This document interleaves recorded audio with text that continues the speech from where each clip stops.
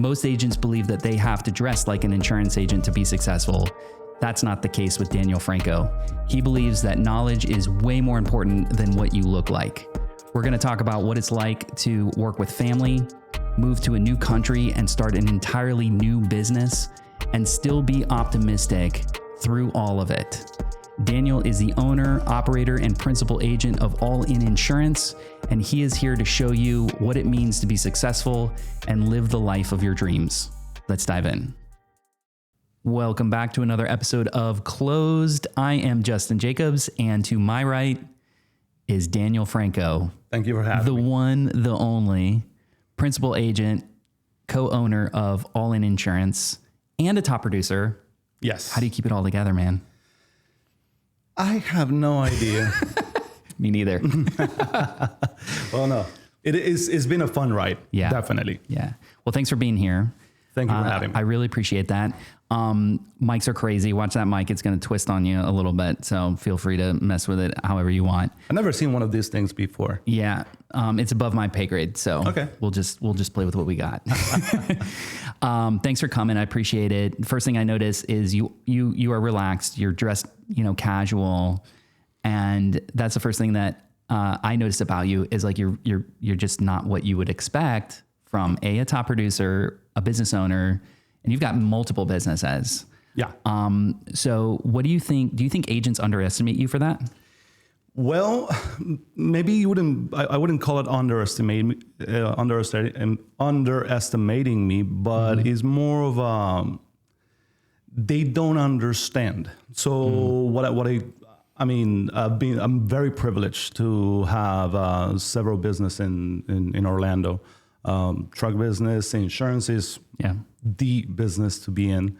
And thankfully, because of that, I have a pretty good income, I would say. But it's just the way I am. I have not allowed the success to change me in any way. Love that. So I just I know how I got there, and I got there by being me. And I cannot stop now. Right, not how you dressed. I've never seen you in a suit. No, I have seen you in a suit. Oh, I hate suits. Never in a tie, though. That's why I moved to Florida. Do you think that helps you fly under the radar a little bit? It does. Yeah. It does. It definitely does. Yeah. Mm-hmm. I noticed that because when we first met, I was like, okay, which one of you is Daniel Franco? And that's kind of a superpower. Invisibility, a lot of people forget. Invisibility is a superpower. So I love that. Correct. So, and you mentioned you haven't changed. I try not to. Yeah, growth has changed, so that's inevitable, and I think you're really great at that. But when did you realize that knowing your stuff was better than looking the part? Well, this really came out at a very young age. I've been working on or trying to do a business in Orlando ever since I got here. I was 19 when I started my first business, and I realized that I was a young kid in the block, and people would not take me seriously unless I really knew my stuff. So I understand that I have to work twice as hard to get just as far as everybody else. Yeah, I took the approach of like, hey, somebody once told me you should dress like an insurance agent because you are an insurance agent. So that was a mentor of mine. Didn't also like the ties really young, but I did wear glasses when I started having to, and that made me look a little bit older, a little bit wiser. And at that point I was just doing Medicare. So that kind of helped me a little bit. Because you walk into a senior's house and they're like, what does this guy know about Medicare? He's 20 something, 30 something. Look at this child. Exactly. So I kind of used it on the opposite way, is like maybe if I stepped it up a little bit on the dress, but you do know your stuff and it's amazing. So you moved here from Colombia. Correct. And your first job in the insurance business, correct me if I'm wrong, was in a call center. Correct. Yeah. That was a few years ago. So I started at a call center. Actually, I got my license through the call center. So the call center would hire masses, put them in classes, then, come December 8th, fire their behinds. Yeah. So So I started there. I got my license with them. I was really looking into the whole deal. This was back in 2012 when ACA got approved. I was looking into the insurance side of the of business, what was going to happen, and then I came across this opportunity. My mom was already working there, so yeah. So I got in. I got the license. I'm very, very thankful for the opportunity. And once I got the license, instead of going to the call center, they saw potential in me, helping people pass the license. So I became a licensed teacher. For about a year and a half. Right before the ACA came live, back in 2013. Once ACA came live, I just burned my ships and went all out. Oh man! So being in the call center environment, what did you have to learn there? A lot. Now, I had never worked in a call center before. I have never worked in a call center ever since. But I really do understand that how it works and what it does and what solutions does the call center bring to the table. The call center is a little bit different. It's a way for people that don't have the privilege of having insurance agents around to have someone to speak to and call and talk to. I mean, depending on the market that you work, but we tend to believe that every market is like Orlando, and that is not true. That's so true. As I've ventured out into the nation, there are some pockets. You have Atlanta's growing. You've got Phoenix, Arizona. You've got Southern California. Those markets are a lot like Florida, but even in pockets inside Florida, like it's different in Orlando than it is in Jacksonville. Oh yeah, or Jacksonville from Miami, which is like the number one market. And if you go down in size, smaller towns, they really are underserved. Yeah. Let alone talk about somebody that doesn't speak English in West Virginia. Right. It's they really are underserved. Right. So did you ever feel doubted early on from your peers or the industry or anybody, even yourself? Can you repeat that question for me? Yeah. So have you ever felt doubted or, somebody was doubting you when you first got into the business? Or doubting myself? Yeah. Every day. Okay. Even now. Yeah, even now. Yeah, I hear you. Even now. It's a human thing. I believe that you should have it. Right. If you don't have that, that's a problem. So, yes, I doubt myself. But then I also remind myself that whenever I go out there, I'm talking to people such as yourself. I remind myself that we are just people. Yep. And we don't know more than the others. I'm reminded that everybody has to learn, and you have to fake it till you make it. Yeah, we were just talking about that. Yes. And you're a business owner, you're a leader, you've got people looking up to you. And I know that too. It's hard to be vulnerable and let them know like, hey guys, I actually doubt whether or not this is going to work too. You don't want to say that in front of your people, but it's good that you say that, now being vulnerable, saying, yeah, I don't have all the answers. I try to remind myself of that as well. So let's talk about, for me, you've got processes down. You are really disciplined. And you've got the volume to back that up.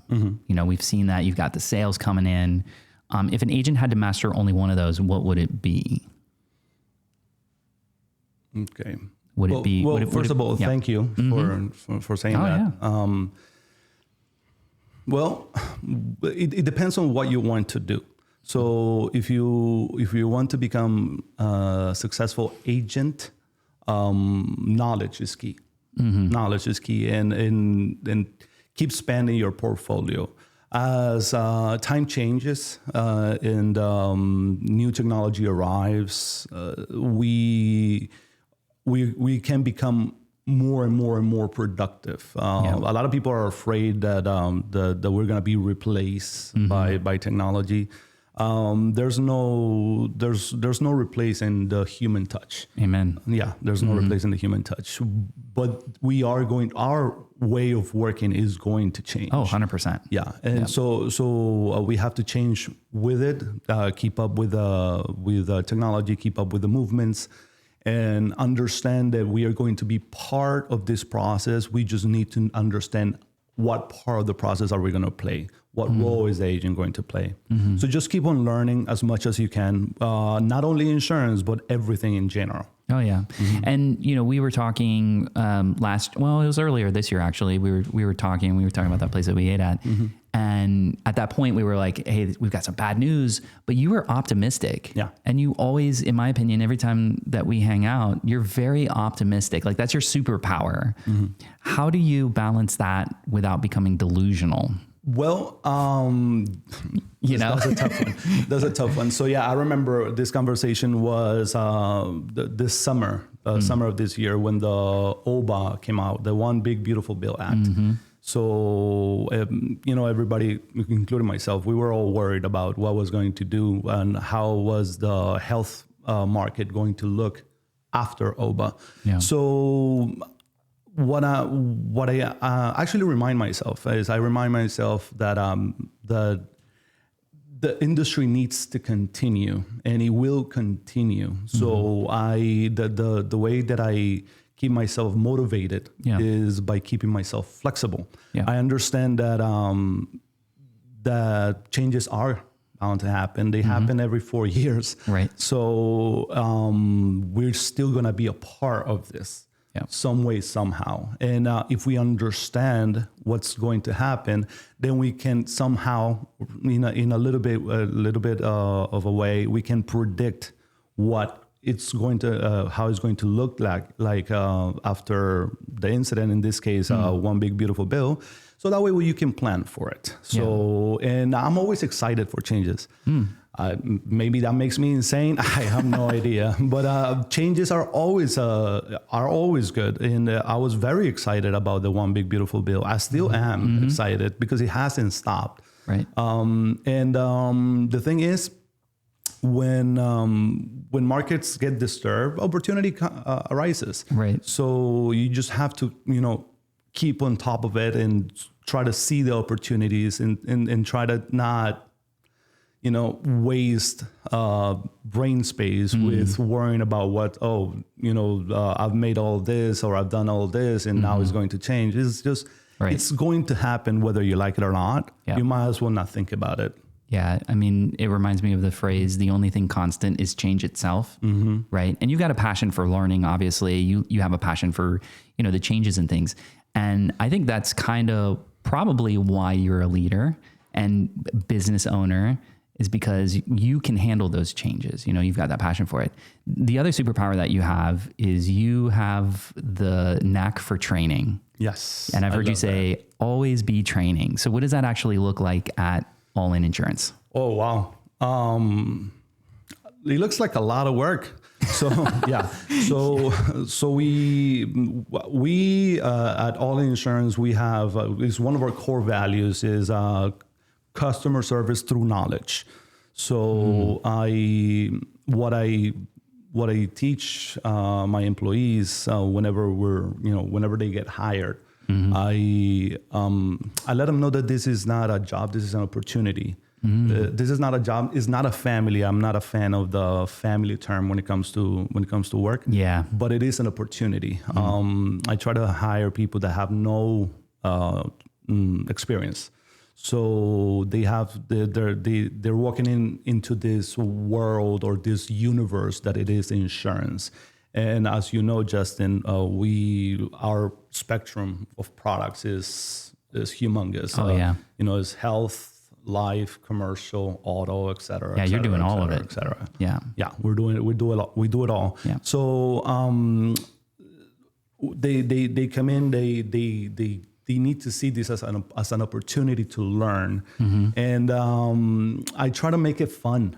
Learning anything can be possible as long as it is fun. Oh yeah. And so we do a lot of training.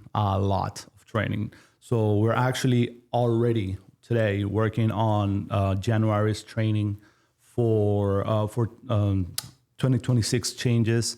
We do a training right before OEP. It's 5 weeks. We do training every week for field agents. We do training every week on Wednesdays, and we just want to be our agent's resource. And the more you know, the more opportunity you have. Yeah. And I've been in one of your training classes, and it is actually fun. Like you've been in trainings where you're like, okay, is this over yet? And yours is engaging. I think you gave away money, and you're doing fun stuff. Like I think it's really cool that you do that. Now you mentioned, the family thing, right? Like when you add team members, and I started in that direction, and you're right. Like you can't do that, but you actually do work with family. You work with your mom and your brother. Yes. Dangerous. How does that, for you, how does that change the way that you show up? Well, it can get very difficult. We have been very mature about the way we handle this. Thankfully, we are a very close family. We respect each other, which is very important. And we have clear assignments on what we do. So my mom has her task and what she needs to do, which is whatever she wants, because she's the king or queen. Of course. Then my brother has, the things that he has to do and his responsibilities, and I have mine. And I respect his side. He respects my side. We both respect her side, and she does whatever she wants because she's the queen. Well, yeah, she's Gloria. That's what. I mean, come on, man. Yeah, that's awesome. The way it is. Awesome. So, what's harder, leading agents or leading family? Well, definitely there's a challenge in both. Definitely there's a challenge in both.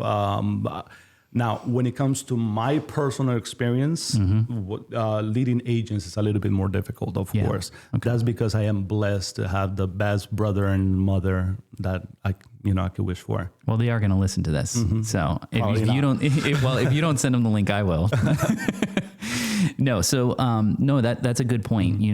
It's harder to lead people that don't understand you or where you come from. And you guys are literally from the same household. So you get it, what have they taught you that no sales trainer can ever teach you? Well, when it comes to my brother, he's the one with the entrepreneurial drive. He's the one that has always wanted to open up businesses in the family. He's the one that was always dreaming of he was really into the American dream. Yeah. When it comes to my mother, she has taught me empathy. That's awesome. And caring for others is something that comes so natural for her, which is not a normal thing. Right. And I'm just, very, very, very lucky, very privileged to have, to be able to witness this every day. And she has, taught me a lot on how I can be more empathetic with other people, definitely. Yeah, it's hard. I mean, especially in the leadership position where you have to be kind of like the pillar. Oh, yeah. You're doing that for both your family and your agents as well. And then to add empathy on that, it's hard to do, But it has been key.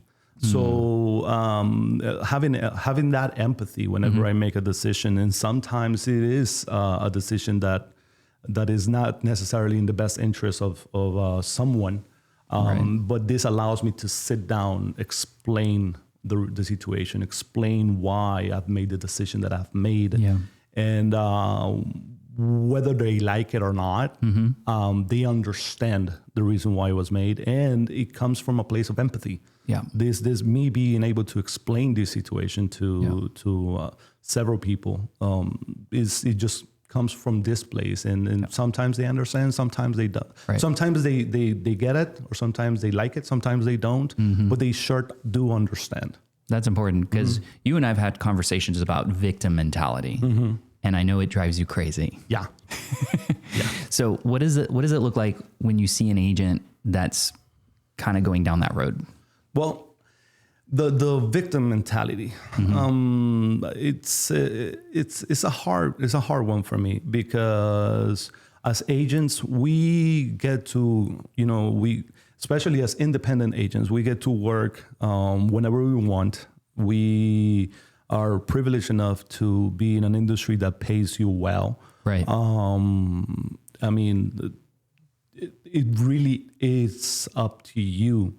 We are in the one side of this industry that gives you so many tools for you to actually be successful, that at the end of the day, this victim mentality is just you saying that you don't want to do it. When do you think that they should honestly, seriously consider about quitting the business? Well, when they see themselves not enjoying what they do. Now, if not everybody is built the same way, and if you're not enjoying what you do, if you're not enjoying your everyday, and you're not providing for your family, I think it's time to move on. Do you see agents go down the road of entitlement? Oh, for sure. For sure. Especially in the last few years, because it's the health insurance business has been booming for the last few years, especially on the under 65 side of the industry. Sales or customers were easier to get because the entire nation was underserved. Oh, yeah. So it was a lot easier for you to acquire new business, and for you to do little for this business and actually still keep it. So now the things are in fact changing. Right.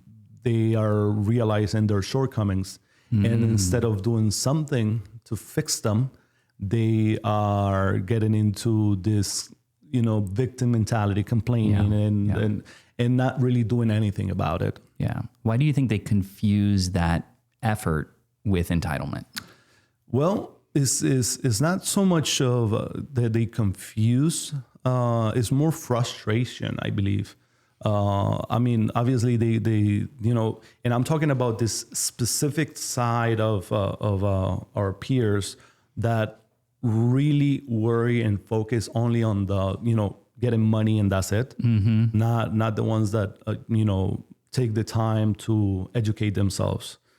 So the ones that, especially on the ACA side, the ones that is like, it's a plan is zero and that's it. You got it. Right. And once you ask them, what is it about? Or, if I have experiences where when I come to an agent that's serving, over 500 families. Wow. And they cannot explain to me what's the difference between deductible and coinsurance. That's scary. That is very scary. And, obviously I'm not saying they didn't work or earn what they got. Right. But they did it in a time where, where the industry was booming, where the entire country was underserved. And it still is, by the way. Yeah. But it's getting a little bit more leveled. And now competition is, it's carrying a little bit more, for better service, better knowledge. Right. And they are, falling short. They took a lot of shortcuts is what it sounds like. Yeah. Because if you don't know your stuff, eventually you're going to be called out on it by a client, by an agency, by a carrier. And that's a scary place to be. Oh, yeah. Yeah. So let's kind of go down the road. You are an agency owner, you're a business operator, but you're also a top producer. And you've been a top producer for several different carriers. What behavior changed for you when things started to really take off? All right. So it's kind of crazy. I dedicated myself. I studied the how it works. I just helped people and helped as many people as I could. Right. And it just took off. It was something that I wouldn't be able to explain exactly. It was just me doing the right thing and trying to do the right thing every day for my customers, and every day doing the right thing, every day doing the right thing.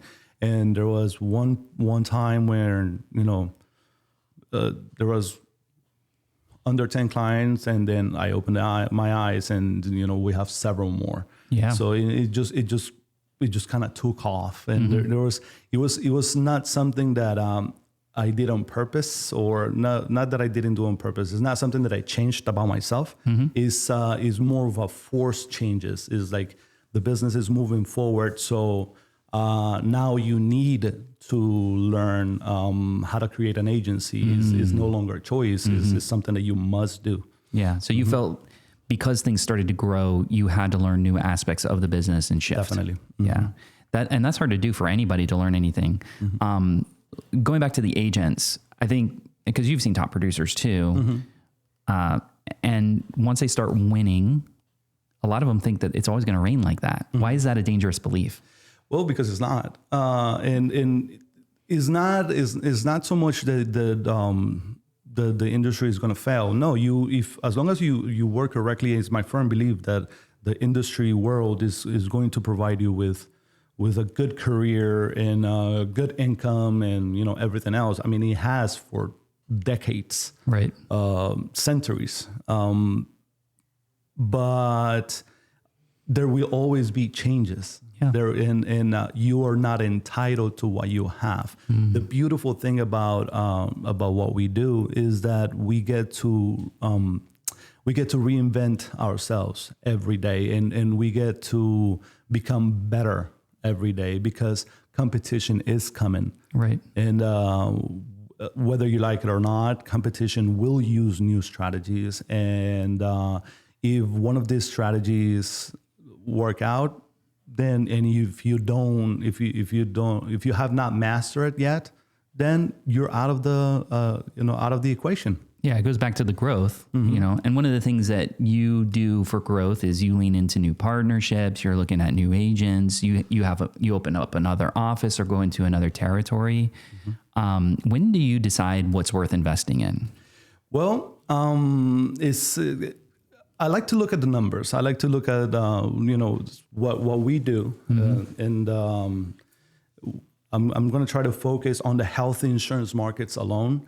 So on the health insurance markets alone, we have the internal producers and our external producers, and they're managed in different ways because they can serve different populations. Right. Going back to what I shared about the call center, I understand there's lots of areas that have been very underserved, and they will continue to be underserved, right? Because there simply just isn't enough people. I like to target those areas with my internal team because my internal team is I can just point them in a direction, and right. they'll just attack, providing the tools that we have. Now, when it comes to my internal agents, what I like to do is getting more involved with small communities, just really finding those people that really need assistance with different things. And I especially like to talk about what we do, and depending on the segment that you want to work. So if you really want to help low-income families, that's fine, but you have to understand that it's not just about the health insurance. It's about the state benefits. It's about informing people, especially now with the amount of misinformation there is. They need someone they can trust so they can ask. It's funny. You have to be very careful whenever you play this role, because you become their accountant, their lawyer, their first person, the Right.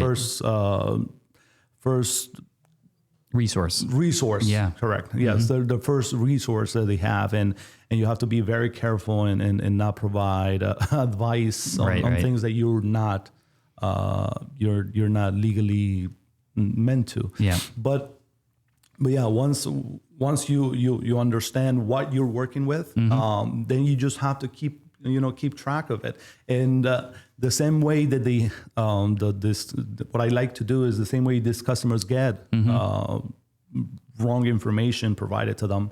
You are the one that should be feeding them with correct information, being and just making an effort to stay impartial on the communications that you send. Right. Especially nowadays, for example. I mean, it was very tough communicating what was going on with the shutdown. Right. The political turmoil, people are either one side or the other, and that's fine. That's the way, politics work.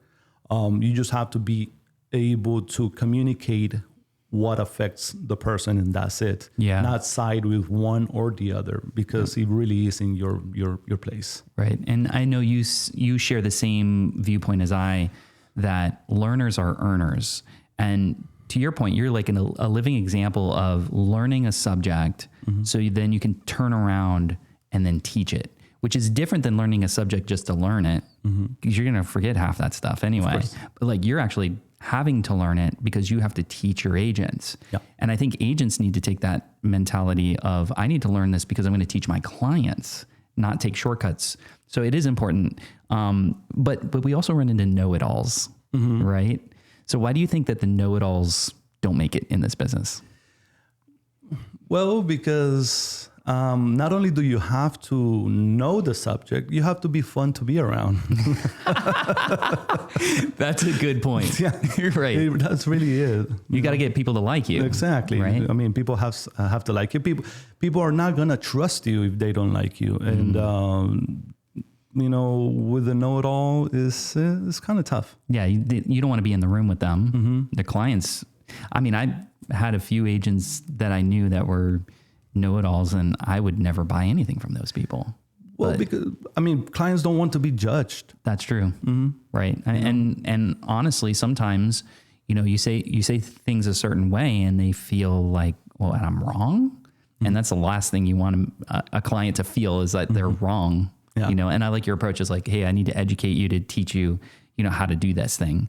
When you think about success now, what does it really mean to you?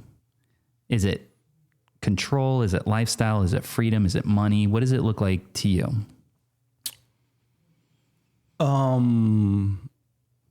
Tranquility.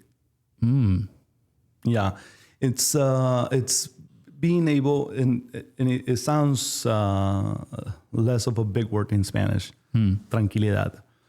But yeah, it's I'm a humble guy. I really don't need much to be happy. What I do need is to wake up every day, understanding that my bills are paid for. Yeah. I don't have to worry about any of that. Right. And once that peace of mind is achieved or was achieved, my focus has been on people, helping as many people as I can to succeed, or just to move up from the place that they are in. Yeah. I take great pride on having helped a lot of people, within the last few years. Yeah. And going back to that tranquility that you mentioned, it wasn't this AEP, but I think it was last AEP. You were quote unquote stuck in Colombia, and you had sent me a picture of your backyard, and it was like the beautiful mountains. And you were like, this is my office. And I was like, oh, that is so cool. I was feeding a horse, and the horse will come right to me. Oh, that is so cool. Did I send you that one? No, I didn't see that one. So you owe me that one. But I was just like, now that's success right there. You didn't have to be here to do the business. You were still working because you're a madman, but you were working on your terms where you wanted to work. And you did come back a bit relaxed. So I did like that. Yes. Yeah. So no, and actually I had to get out to be able to do what I did. Yeah. So it was one of those tasks that it really needed 100% of my focus. And there's no way that I can do something like that for long, extended periods of time. If I'm here in Orlando, because I'm always gonna get distracted. It's either the conversation, sharing a cup of coffee or the gossip. I have to know. Well, that's the fun part of the business. Yes. So we're at the end of our session here. We got one more question though. And before I get to that question though, today you are going to help me rate Quest tortilla style protein chips. And the thing that I've started this season is we're going to take a look at a product that is health related, because I'm a big fan of that. And I've been on this protein kick. This is a bag of chips that has 19 grams of protein. So I'm living my best life because I get to eat junk food, but it's good for me. So you are going to try this for me, and then you're going to give it a CMS rating, 5-star rating, 1 through 5, and you let me know what you think. So go ahead and open that up. Perfect. And give it a try. These are one of my favorites. They have the standard nacho cheese and ranch and salsa verde. That's an awesome one. So I'm stuck there. So try that and then let me know what you think. And then I'll ask you the last question. This is actually a good thing because Are you starving? I made a promise that I was going to eat healthier. There you go. I've always had this thing that if I ever make it to 40, I'm going to start taking care of myself. Are you here? Yes, I'm there. Welcome to the 4th floor. Yeah, I'm there. So I'm going to have to, do my best. Thankfully, I come into my 40s into a world that has chips that are healthy that are good for you. So And it's going to be a lot easier. That's what I'm saying. And so you can pick these up at any grocery store now. They've got all sorts of stuff. Another favorite of mine is they do the pepperoni pizza. I think there's a pizza flavor too, which I'm addicted to. So your thoughts on that chip, 1 through 5 CMS rating, what would you give it? Oh my God, they're delicious. I was hoping for delicious. Yeah. I was expecting not so good. Like cardboard or whatever. No, that is, if Doritos are a 4.5, these are a 4. Those are a 4. Yeah. Nice. Okay. We got 4 stars on that. That's very good. There you go, man. Well, thanks for that. I know. Okay. Last question here. So if an agent did one thing this week after listening to you on this podcast, what would it be? Well, what I would recommend is it's not about learning, it's about being involved. So there's several different things and that agents can do to stay informed and get involved. So just read as much as you want, as much as you can. Now, if you don't like reading, then hear podcast. Right. And if you don't like those, then watch YouTube videos. Yeah. Just stay involved and just try to keep up with all the changes and don't panic. I love that. Don't panic. Don't panic. Yeah. Just stay alert, but don't panic. Awesome advice. Daniel Franco, owner, operator of All In Insurance, top producer, did amazing. Thank you for being here, brother. We appreciate you. Thank you for having me. You got it. If this episode hit a nerve, good. Daniel Franco showed us today what it's like to work with family, stay optimistic, and still have the discipline to live the life of your dreams. If you got anything from this episode, hit subscribe, share this episode with an agent that inspires to be an agency owner, and leave a comment about what it's like to move to the next level in your career. Until next time, I'm Justin Jacobs, this is Closed, and you have a nice day.